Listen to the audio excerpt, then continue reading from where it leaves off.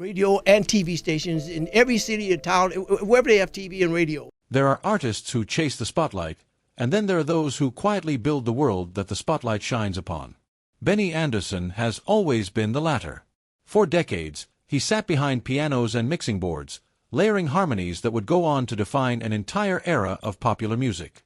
Millions of people around the world hummed his melodies in kitchens, cars, and concert halls without ever really stopping to ask where those melodies came from, or what kind of man gave birth to them. Now, at 78 years old, Benny Andersson is finally ready to answer that question. And what he has to say is more honest, more painful, and more quietly beautiful than anyone expected. This isn't a story about fame. It's a story about what fame costs. It's about what happens when four extraordinarily talented but deeply human people are thrown together by circumstance, bound by music, and slowly pulled apart by the very success they worked so hard to achieve. Benny's recent reflections peel back the glossy image of ABBA, the sequined costumes, the Eurovision triumph, the relentless parade of #1 hits, and reveal something far more fragile underneath. He's not rewriting history. He's finally finishing it. To understand what Benny Andersson has confirmed at 78, you first have to understand where he came from. He was never a performer in the traditional sense.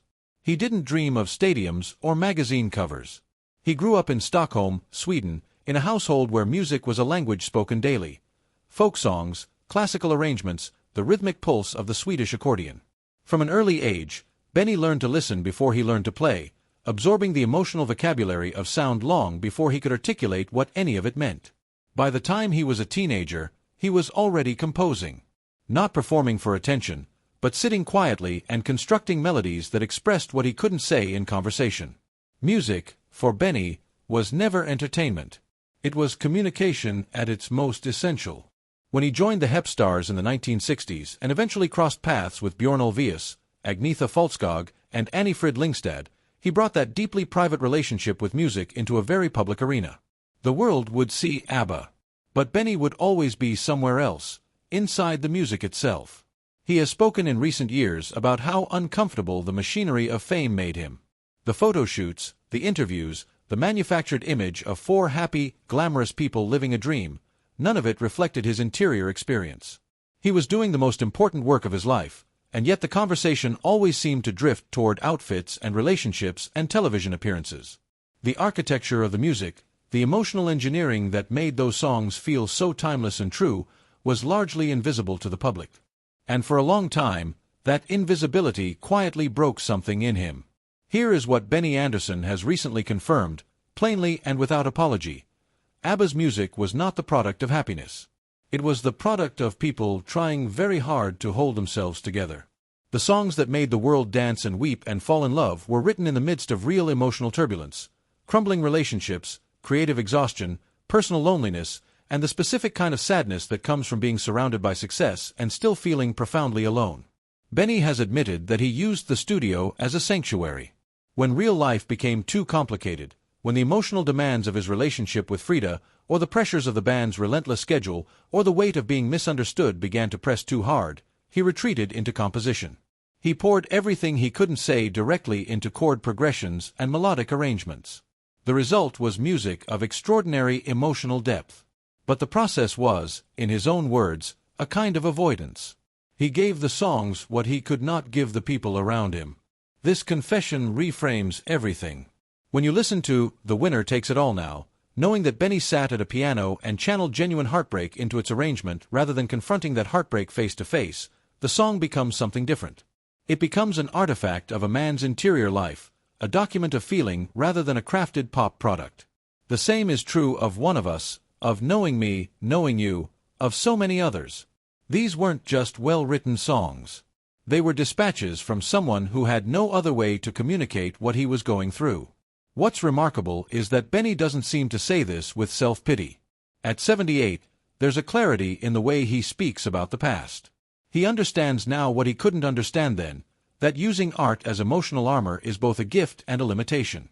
It produces extraordinary work.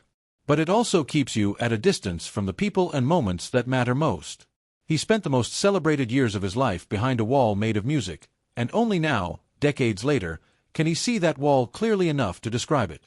Benny's relationship with Frida, Annie-Frid Lyngstad, was one of the most significant emotional stories of his life, and also one of the least understood by the public. They were together for years, eventually married, and then eventually separated. The media treated it as tabloid material. But the reality, as Benny has recently reflected upon, was far more nuanced and far more painful than any headline could capture. Frida was emotionally expressive and deeply open. She felt things loudly and needed that emotional presence reciprocated. Benny, by his own admission, was the opposite. He felt deeply too, but his feelings traveled inward, into the music, rather than outward into conversation and connection. What worked brilliantly in the studio, two people with different emotional vocabularies creating tension and release through sound, became a source of genuine suffering in their private life. She needed him present. He was always, in some essential way, somewhere else. Benny has said something in recent interviews that is both simple and devastating.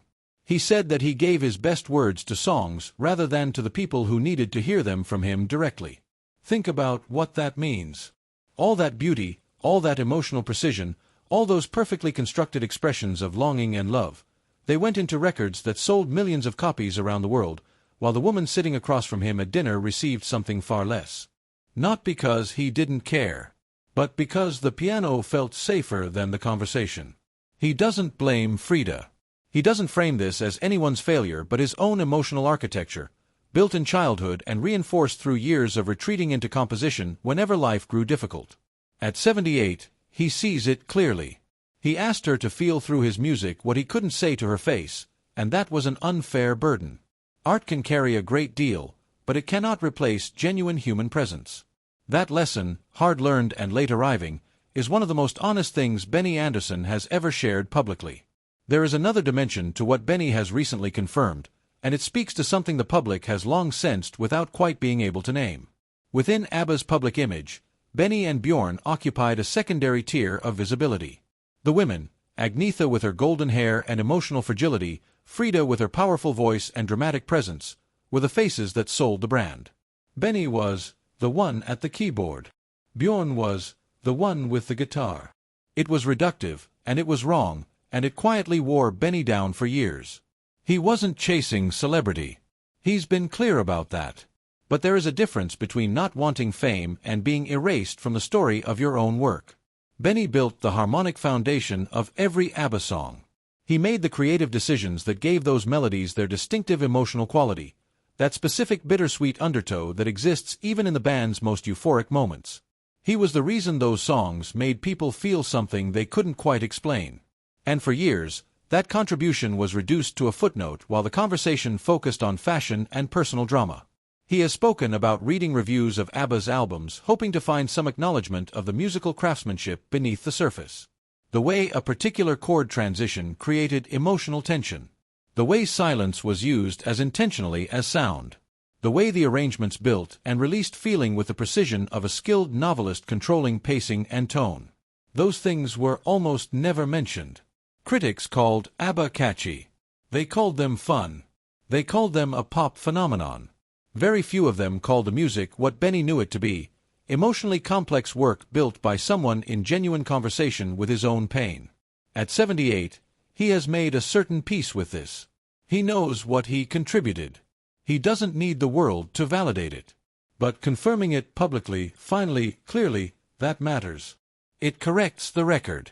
It asks listeners to go back and hear those songs differently, to listen for the architecture beneath the melody, to recognize that the person most responsible for how ABBA made you feel was often the person least visible on the stage. ABBA did not end with a dramatic falling out. There was no screaming match, no public confrontation, no singular moment of collapse. That's one of the things Benny has been most candid about in his recent reflections, and it's perhaps the detail that resonates most deeply. The band simply faded. The creative energy that had once felt urgent and necessary became something they were maintaining out of obligation rather than desire. The music started to feel like a performance of itself rather than a genuine act of creation.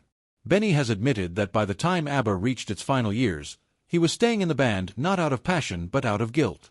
He felt responsible for the machine that had been built, the careers, the expectations, the global audience that had invested emotionally in their music. Walking away felt like a betrayal of something too large to abandon. So he stayed, and the work suffered for it, and eventually the silence came anyway. What followed was a long, private reckoning. Benny spent years in what he has described as a kind of internal exile, working on theater projects and orchestral compositions that gave him creative freedom without the weight of ABBA's legacy attached to every note. He wrote music for musicals. He scored films. He mentored young composers. And slowly, across many years, he began to understand his own story well enough to tell it honestly. At 78 years old, Benny Andersson has arrived at a place that looks very much like peace, though he would probably describe it more precisely as understanding. He no longer needs ABBA to be something it wasn't. He no longer needs to protect an image or manage a legacy. He is free, perhaps for the first time, to say exactly what he experienced and exactly what it meant. What he has confirmed is this: ABBA was not a fairy tale. It was four real people, each carrying their own wounds and limitations and private fears, who made extraordinary music together precisely because of those wounds, not despite them. The sadness in the songs was real. The longing was real. The beauty was real. And so was the cost. Benny has said that the music held them together when nothing else could. But he's also honest enough to acknowledge that the music was sometimes used as a substitute for the harder, messier work of genuine human connection. It was easier to write a heartbreaking song than to have a heartbreaking conversation. And in the end, the songs outlasted everything else: the relationships, the partnership, the image, the era. That's the confirmation Benny Andersson has finally offered the world. Not a scandal, not a revelation designed to shock, but something quieter and more enduring. The truth that the music was always more personal than it appeared. That the man behind those melodies was searching for something he couldn't quite name. And that now, at 78, after a lifetime of building worlds in sound, he has finally found the language, not musical, but plain and human, to say what all of it really meant. The songs, of course, already knew. They always did. We just needed Benny to confirm it.